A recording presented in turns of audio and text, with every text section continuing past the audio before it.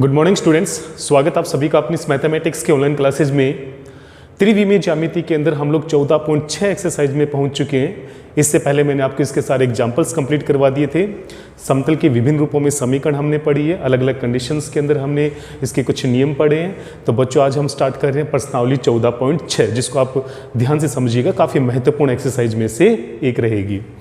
देखिए बच्चों, question number पहला क्वेश्चन जो आपको दिया गया है प्रश्नावली 14.6 का, हमें उस समतल का समीकरण ज्ञात कीजिए जो x अक्ष के लंबवत है तथा बिंदु 2, -1 और 3 से होकर गुजरता है। देखिए बच्चों, यहाँ पे एक समतल आपको दे रखा है और समतल की कंडीशन आपको ये दे रखी है कि वो जो है x अक्ष से गुजरता है। अगर यहाँ पर ये x अक्ष है तो यहाँ पर ये समतल है और ये समतल जो है बच्चों x अक्ष से गुजरता है। तो बच्चों यहाँ पे x अक्ष से ये समतल गुजर रहा है, साथ ही साथ ये बिंदु 2, -1, 3 से भी गुजरता है।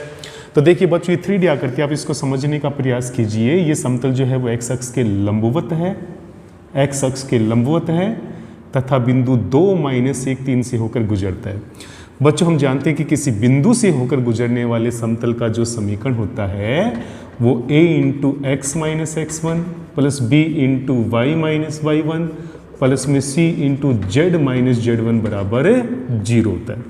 तो बच्चों 2, -1, 3 से होकर गुजरने वाले समतल का समीकरण क्या होगा? बिंदु 2, -1, 3 से गुजरने वाले समतल का समीकरण, समतल का समीकरण आप खुद समझ सकते हैं बच्चों। ये हो जाएगा यहाँ पे a × में x - 2 प्लस b × में y + 1 प्लस c × में z - 3 और बराबर में आएगा 0 और ये हो जाएगी समीकरण नंबर 1 और फॉर्मूला हमने ये वाला इस्तेमाल किया। अब देखिए बच्चों, इसको समझने की बात है कि यहाँ पे समतल जो है वो x अक्ष के लंबवत है। अगर समतल x अक्ष के लंबवत है तो यहाँ पे जो x अक्ष है वो समतल के अभिलंब का काम करेगी। ध्यान से समझिएगा बच्चों कि जो समतल है वो x अक्ष के लंबवत है, तो यहाँ पे x अक्ष जो है वो समतल के अभिलंब का काम करेगी और x अक्ष के जो दिक् अनुपात होंगे वही समतल के अभिलंब के दिक् अनुपात होंगे। और यहाँ पर ABC जो है वो समतल के अभिलंब के ही दिक् अनुपात को यहाँ पे प्रदर्शित करता है। तो बच्चों जैसे ही मैं यहाँ पर ABC का मान x अक्ष के दिक् अनुपात को यहाँ पे रखूंगा तो मेरे पास समतल का अभिष्ट समीकरण आ जाएगा। कंडीशन ये है बच्चों कि चूंकि समतल बच्चों यहाँ पे x अक्ष के लंबवत है, x अक्ष के लंबवत है, अतः x अक्ष समतल का अभिलंब होगा, समतल का अभिलंब होगा जिसके दिक् अनुपात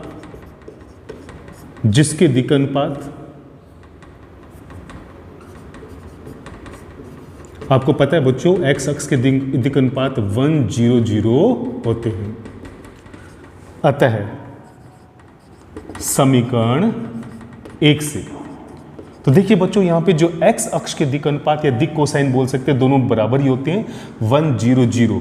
ये वैल्यू जब मैं समीकरण नंबर 1 में ABC के स्थान पे रखता हूं तो मुझे समतल का अभिष्ट समीकरण मिलेगा। अतः समीकरण 1 से a के स्थान पे आ जाएगा 1, x - 2 प्लस b के स्थान पे आ जाएगा 0 और यहाँ पर है y + 1, c के स्थान पे आ जाएगा 0, तो यहाँ पे है z - 3 और बराबर में हो जाएगा 0। तो बच्चों 0 की वजह से पूरा पार्ट जो है वो 0 हो जाएगा। तो यहाँ पे देखिए आपके पास x - 2 बराबर 0 बचेगा, जो कि समतल का अभिष्ट समीकरण है, जो कि समतल का अभिष्ट समीकरण है। देखिए बच्चों, काफ़ी आसान क्वेश्चन है, केवल आपको इसको समझने की बात है। आपको समतल का समीकरण ज्ञात करना था जो x अक्ष के लंबवत है तथा बिंदु 2, -1 और 3 से होकर गुजरता है। तो देखिए बच्चों, यहाँ पे किसी बिंदु से होकर गुजरने वाले समतल के समीकरण का ये फॉर्मूला रहेगा और इस फॉर्मूले में जैसे मैं x1, y1, z1 के स्थान पे 2, -1, 3 रखूंगा तो मेरे पास समीकरण नंबर 1 के रूप में समतल का समीकरण प्राप्त हो जाएगा, जिसमें केवल कमी किस चीज़ की है? A, B और C, यानी कि समतल के अभिलंब के दिक् अनुपात की यहाँ पे कमी थी। अगर वो पूर्ति हो जाती तो यहाँ पे समतल का समीकरण हमें अच्छे से प्राप्त हो जाता। तो बच्चों समतल के अभिलंब के दिक् अनुपात कहां से प्राप्त होंगे? उसकी कंडीशन आपको दे रखी थी कि समतल जो है वो x अक्ष के लंबवत है। अगर समतल x अक्ष के लंबवत है तो निश्चित तौर पे जो x अक्ष है वो इस समतल का अभिलंब होगा, और अभिलंब होने की वजह से यहाँ पे x अक्ष के दिक् अनुपात समतल के अभिलंब के दिक् अनुपात होंगे जो कि 1 0 0 0 होते हैं।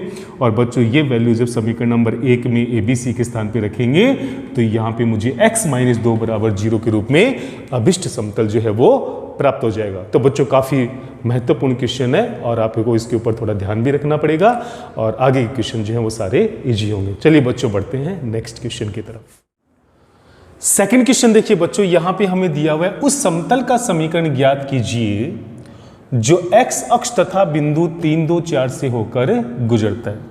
बच्चों कंडीशन वही है लगभग, यहाँ पे वो समतल जो है वो किसी बिंदु से तो यहां से भी गुजर रहा है। पहले क्वेश्चन में वो x अक्ष के लंबवत था और इस बार वो x अक्ष से गुजर रहा है। तो देखिए बच्चों, चूंकि सबसे पहला फोकस हमें इस बिंदु पे करना होगा कि जो समतल है वो बिंदु 3 2 4 से होकर गुजरता है। तो किसी बिंदु से होकर गुजरने वाले समतल का समीकरण जो a × x - x1 + b × y - y1 + c × z - z1 के फॉर्मूले से हम सबसे पहले इस बिंदु से गुजरने वाले समतल का समीकरण प्राप्त करेंगे। तो देखिए बच्चों, हम यहाँ पे क्या लिखने वाले हैं? बिंदु 3 2 4 से गुजरने वाले समतल का समीकरण।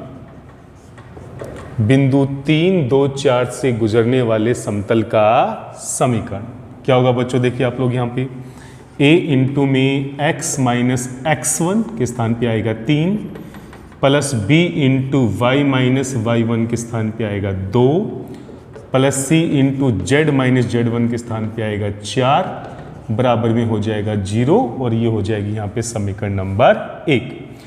अब देखिए बच्चों, बिंदु 3 2 4 से होकर गुजरने वाले समतल का समीकरण हम प्राप्त कर चुके हैं, लेकिन जब तक हमें यहाँ पे ABC के वैल्यू प्राप्त नहीं होगी हमारे समतल का समीकरण जो है वो कंप्लीट नहीं होगा। तो उसके लिए हमें कुछ कंडीशंस दी हुई मिलेगी। समतल जो है वो इस बार x अक्ष से गुजरता है। तो बच्चों ध्यान दीजिए, अगर समतल x अक्ष से गुजरता है इसका मतलब जो मूल बिंदु होगा वो x अक्ष के ऊपर स्थित होगा। चूंकि समतल x अक्ष से गुजरता है, x अक्ष से गुजरता है,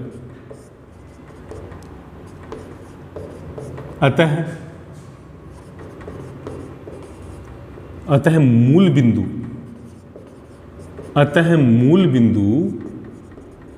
समतल पर स्थित होगा। मूल बिंदु जो है वो समतल पर स्थित होगा जो समतल की समीकरण को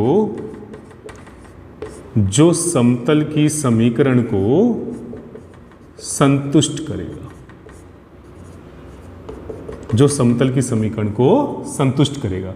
तो बच्चों समतल के समीकरण को संतुष्ट करने का मतलब है, चूंकि मूल बिंदु के निर्देशांक 0 0 0 होते हैं तो आप इस समतल के समीकरण में x y z के स्थान पे 0 0 रख दीजिए। तो इसे कहते हैं किसी भी बिंदु से किसी समीकरण को संतुष्ट करवाना। तो x के स्थान पे 0 - 3 + b × ये आ जाएगा 0 - 2 + c × में आ जाएगा 0 - 4 और बराबर में आ गया 0।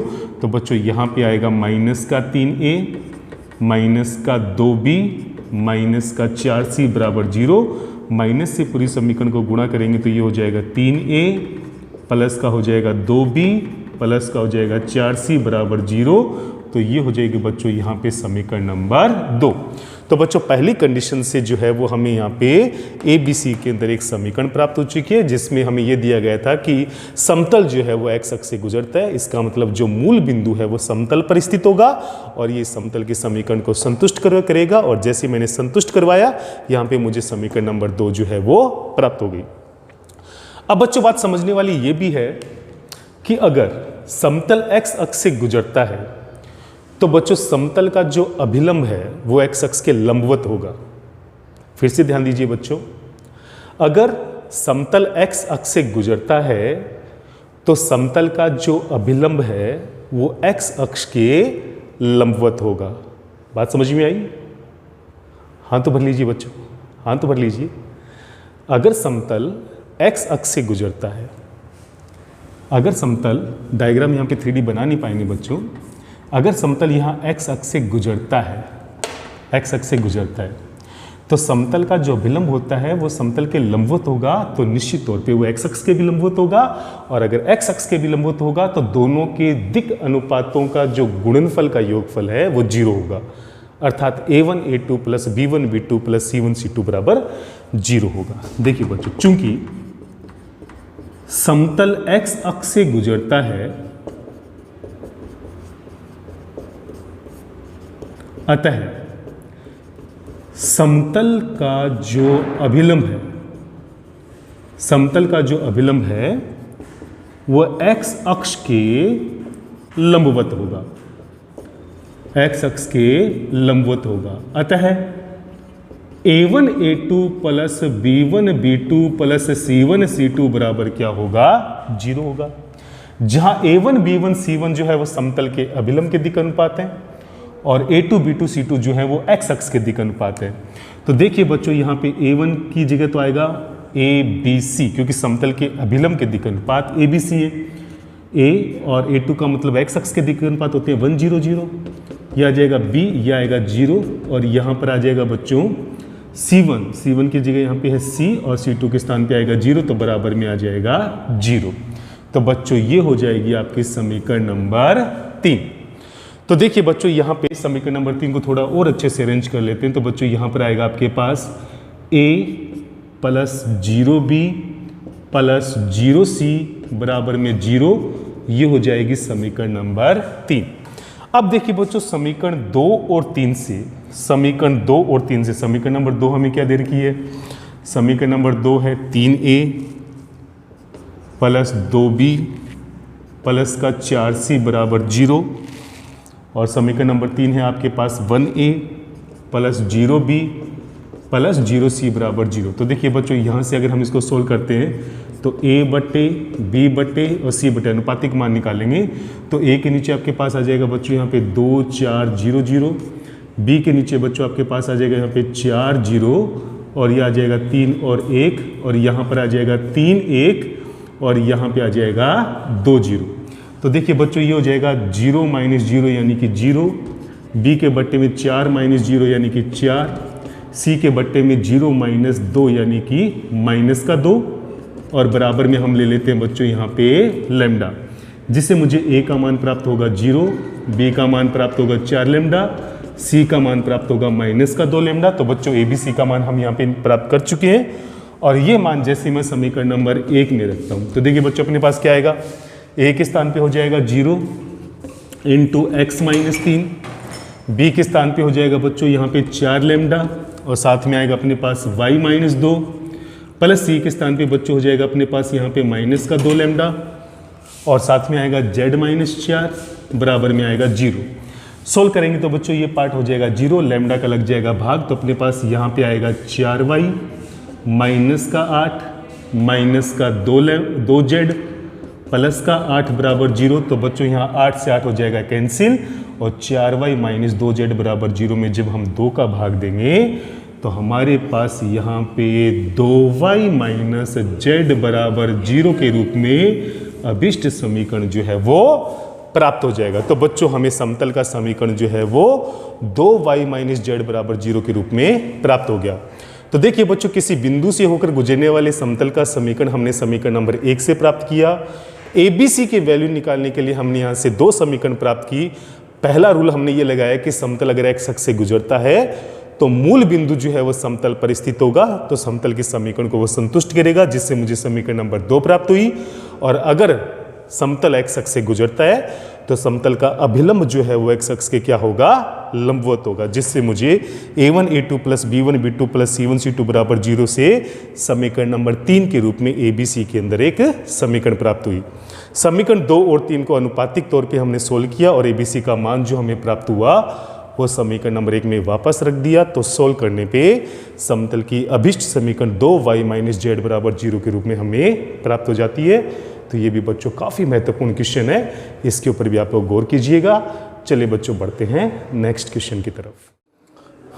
देखिए बच्चों, हम यहाँ पे करने जा रहे हैं क्वेश्चन नंबर 3, जिसमें हमें दिया हुआ है कि एक चर समतल जो है वो बिंदु PQR से गुजरता है तथा वो निर्देशीय अक्षों को बिंदु ABC पर काटता है।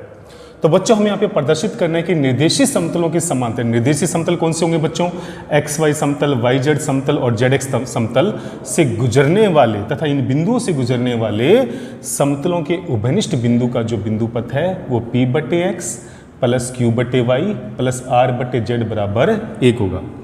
देखिए बच्चों यहाँ पे आपको ये दिया हुआ है कि यहाँ पे एक समतल जो है वो निर्देशीय अक्षों को जो है वो ABC बिंदुओं के ऊपर काटता है। देखिए बच्चों ये अगर मैं एक्स अक्ष मान के चल रहा हूँ तो ये हो जाएगा बिंदु A, ये हो जाएगा यहाँ पे बिंदु B और ये हो जाएगा बिंदु C। तो A के निर्देशांक है यहाँ पे मान लिया A0 0, B के निर्देशांक हमने ले लिए 0 B 0 और बच्चों यहाँ पे C के निर्देशांक हमने ले लिए 0 0 C। तो आप खुद देखिए बच्चों यहाँ पे ABC से होकर गुजरने वाले अगर ये समतल की बात करें तो समतल का जो अंतःखंड रूप है वो हम यहाँ पे प्राप्त कर सकते हैं कि जो पार्ट हमें प्रूफ करना है वो अंतःखंड रूप के है। तो देखिए बच्चों यहाँ पे चूंकि समतल समतल अक्षों को बिंदु A, B व C पर काटता है तो आप देखिए बच्चों क्या होगा, अगर ए बी सी पर काटता है तो क्या होगा, तो समतल का अंतःखंड रूप क्या होगा बच्चों, x बटे ए प्लस वाई बटे बी प्लस जेड बटे सी बराबर 1 होगा और ये हो जाएगी समीकरण नंबर 1। अब देखिए बच्चों यहाँ पे समतल जो है वो बिंदु पी क्यू आर से गुजरता है। चूंकि समतल बिंदु पी क्यू आर से गुजरता है, अतः आप देखिए बच्चों पी क्यू आर जब इसको संतुष्ट करेगा तो ये हो जाएगा P बटे ए क्यू बटे बी प्लस आर बटे सी बराबर 1। तो बच्चों ये हो जाएगी यहाँ पे समीकरण नंबर 2। तो बच्चों अगर समतल इस बिंदु से गुजरता है तो ये बिंदु समतल के समीकरण को संतुष्ट करेगा और संतुष्ट करवाने का मतलब एक्स वाई जेड के स्थान पे पी क्यू आर का रखना होता है। अब देखिए बच्चों निर्देशीय समतलों के समांतर तथा एबीसी से गुजरने वाले, देखिए बच्चों अगर कोई समतल यहाँ पे अगर वो बिंदु ए से गुजरता है तो वो वाई जेड तल के समांतर होगा। अगर वो बिंदु बी से गुजरता है, आप इसकी 3D आकृति समझने का प्रयास कीजिए, अगर वो बिंदु बी से गुजरता है तो वो एक्स जेड तल के समांतर होगा और अगर वो बिंदु सी से होकर गुजरता है तो वो एक्स वाई तल के समांतर होगा। तो आप देखिए बच्चों हम सबसे पहले ले रहे हैं कि जो यहाँ पे बिंदु ए से गुजरने वाले तथा वाई जेड तल के समांतर समतल का समीकरण। तो देखिए बच्चों यहाँ पे हम लोग बात कर रहे हैं वाई जेड बिंदु ए से गुजरने वाले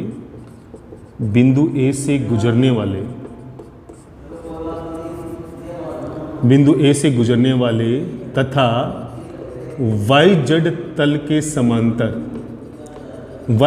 समांतर समतल का जो समीकरण है बच्चों वो क्या होगा, वाई जेड तल के समांतर बिंदु अगर वो ए से गुजर रहा है तो बच्चों x बराबर a हो जाएगा। तो उसका समीकरण क्या होगा, यहाँ पे x बराबर a हो जाएगा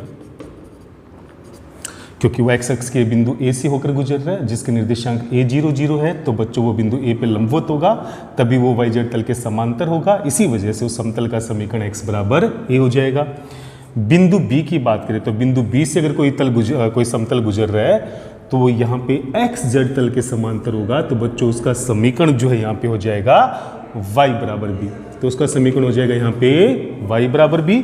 और इसी प्रकार बिंदु C से गुजरने वाले अगर कोई तल बिंदु C के लंबवत गुजरता है तो वो यहाँ पे एक्स वाई तल के लंबवत होगा।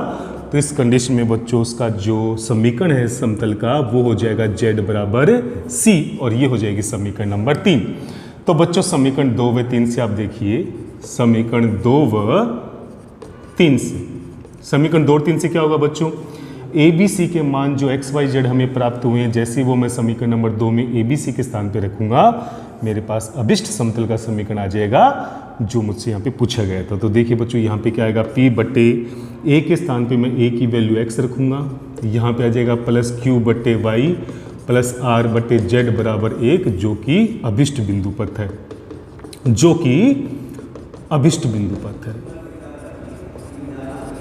तो बच्चों काफी आसान क्वेश्चन था। समतल का अंतःखंड रूप हमने यहाँ पे लिया क्योंकि यहाँ पे समतल जो है वो निर्देशीय अक्षों को बिंदु ए बी सी पे काट रहा था और निर्देशीय अक्षों को ए बी सी पे काटने की वजह से इसका अंतःखंड रूप में समीकरण नंबर 1 से हमने प्राप्त किया।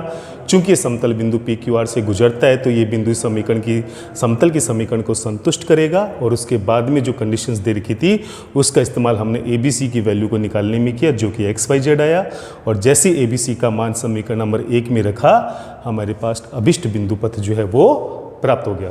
तो बच्चों आज हम यहाँ पे 3 क्वेश्चन कर चुके हैं और ये तीनों ही क्वेश्चन काफ़ी महत्वपूर्ण है और आगे के जो भी क्वेश्चंस हैं वो सारे कल जो हमने एग्जांपल्स किए थे काफ़ी इजी एग्जांपल्स थे, काफ़ी आसान क्वेश्चंस थे, उन्हीं के ऊपर आधारित होंगे। तो बच्चों कल का वीडियो जो होगा वो काफ़ी इंपॉर्टेंट भी होगा और काफ़ी आसान भी होगा। तो बच्चों आज आप इन 3 क्वेश्चन के ऊपर काफ़ी अच्छे से मेहनत कीजिए, कोई भी डाउट हो तो ज़रूर पूछिएगा। तो बच्चों कल के लिए आप लोग इंतजार कीजिए, यूँ ही लगन और मेहनत के साथ लगे रहिए। जय हिंद, जय भारत।